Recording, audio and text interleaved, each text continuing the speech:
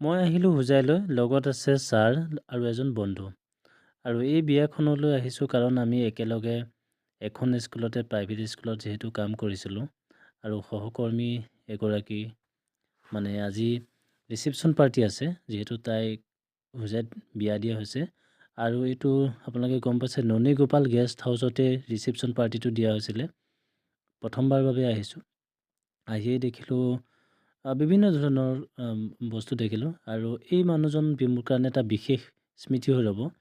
পাণ তেওঁ দিয়ে আৰু পাণ যেতিয়া খুৱায়, ফুল ছটিয়াই টিলিঙা বজাই এটা বিশেষ আম, আকৃতিৰ ভংগীমা কৰি দেখুৱায়। আপোনালোকক সবিশেষ ইয়াৰ পিছতে দেখুৱাম। আৰু ওচৰতে আছে ফুচকা, আৰু ফুচকাৰ পানীপুৰি বুলিও কোৱা হয়। আৰু 4 ধৰণৰ টেঙা আছে, ধুনীয়াকৈ তাত সজাই ৰাখিছে, যোনে যি খাব পাৰে। আৰু ময়ো সেই সোৱাদটো নলৈ নোৱাৰিলোঁ, কাৰণটো হ'ল আমি যেতিয়া গৈ পাইছিলোঁ তেতিয়া প্ৰায় 9টা বাজিছিলে। আৰু ইয়াত আপোনালোকে দেখিছে কফি, আৰু কফিও ধুনীয়াকৈ সকলোকে দি আছে যোন অভ্যৰ্থনা অনুষ্ঠানত গৈছিলে। আৰু এই পৰিৱেশটো ভাল লাগিছে, নিজে নিজে কাম যাক যাক দায়িত্ব দিছে ধুনীয়াকৈ কৰি আছে। এই বস্তুবোৰ দেখি ভাল লাগিছে, কাৰণ মই টাউন এলেকাত প্ৰথমবাৰ বাবে গৈছোঁ। হোজাইত মই তেনেকৈ আগত যোৱা নাছিলোঁ বা নিমন্ত্ৰণো পোৱা নাছিলোঁ। তাৰপিছত বাইদেউ দুগৰাকী, তেওঁলোকে পকৰি আৰু কফি বিলাই আছে, আৰু পকৰিটো দেখি মোৰ বিৰাট ভাল লাগিলে। পকৰিও ল'লোঁ, চাহো ল'লোঁ, কফি একাপো ল'লোঁ, খুব ভাল লাগিলে। আৰু এইগৰাকী হৈছে আমাৰ কইনা। কইনাও খুব ব্যস্ত আছিলে, সেইকাৰণে আমি ইমান আমনি কৰা নাই। আপোনাক গোটেই পৰিৱেশটো দেখুৱাইছোঁ। আৰু এইটো হোজাইৰ মাজমজিয়াত অৱস্থিত, আৰু শুনিছিলোঁ এইটো বোলে আগতে চিনেমা হল আছিলে, সাৰদা চিনেমা হল নেকি, খুব সম্ভৱ, ভুলো হ'ব পাৰে, মোক এগৰাকীয়ে কৈছিলে। তাৰপিছত এইটো ওপৰ মহলৰ পৰা তললৈ, যিহেতু আমি ষ্টেপত উঠি আহিছিলোঁ, এইটো চাওক, ধুনীয়াকৈ এটা ভিউ দেখিবলৈ পাইছোঁ। ৰাতিৰ যিহেতু দৃশ্য আছিলে, ভাল লাগিলে এই বস্তুটো।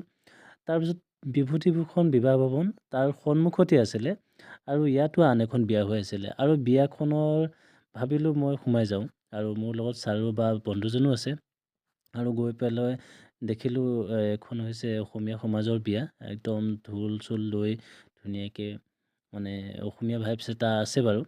তাৰপিছত মই ভাবিছিলোঁ কইনা এগৰাকীও চাওঁগৈ, আৰু চবেই ইয়াত আৰু চিনাকি তেনে কোনো নাই, অচিনাকি মানুহ ছাৰ বিশাল মোৰ বন্ধু। তাৰপিছত ভাবিছোঁ সেই কইনা তাতে ফটো ষ্টেণ্ড আছে, ফটো চেলফি ষ্টেণ্ড। তাৰপিছত বোলো নাই, কইনাজনী অলপ ওচৰৰ পৰা গৈ চাই আহোঁগৈ। তাৰপিছত ইয়াত আৰু কোনো কাকো সুধিব লগা নাই, নিজেই গৈ চাব লাগে। আৰু সেই বস্তুটো পৰিৱেশটো কেনেকুৱা কি, টাউনত বিয়া হ'লে কেনেকুৱা কি পৰিৱেশ, সেই বস্তুটো উপভোগ কৰিলোঁ। কইনাগৰাকী সেইগৰাকী, দৰাটো ঠিক সেইজনেই হ'ব পাৰে। তাৰপিছত আকৌ ঘূৰি আহি আমাৰ যিটো য'ত গেষ্ট হাউচ আছে তাত আহিলোঁ। এইটো হৈছে চেলফি পইণ্ট, ইয়াত ফটো উঠিব পাৰে। আৰু কাষতে আছে ৰিচিপশ্যনৰ যিটো খোৱা বোৱাৰ ব্যৱস্থা, ইয়াতে সকলোবোৰ কৰা হৈছে।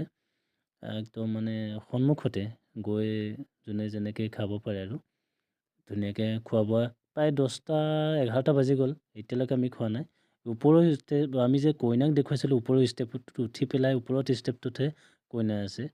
আৰু দৰাটো আপোনালোকে ইয়াৰ আগতে দেখিছিলে, বৰ বেছিকৈ ল'ব নোৱাৰিলোঁ।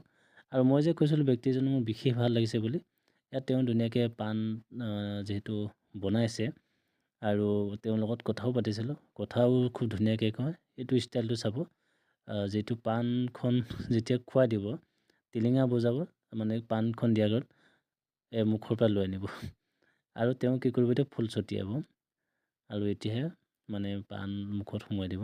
এই এটা ইউনিক টাইপৰ কৰিছে। তাৰপিছত আহিলে খোৱা বোৱাৰ সময়, এইটো হ'ল পোলাও। এনেকৈয়ে ইয়াৰ পিছৰখিনিও দিলে ধুনীয়াকৈ, ভাত মাছ মাংস যি আছিলে সকলোবোৰ খালোঁ ধুনীয়াকৈ। উদৰ পূৰা এসাঁজ ধুনীয়াকৈ খালোঁ, আৰু হোজাইত গৈ যিহেতু বৌ ভাত আছিলে। আৰু ভিডিঅ'টো ইমানেই, ভিডিঅ'টো এইটো আমি ঘৰলৈ প্ৰায় 1 বজাত আহি গ'লোঁ, ৰাতিৰ দৃশ্য আপোনালোকক দেখুৱালোঁ। ভিডিঅ'টো ইমানেই, ধন্যবাদ।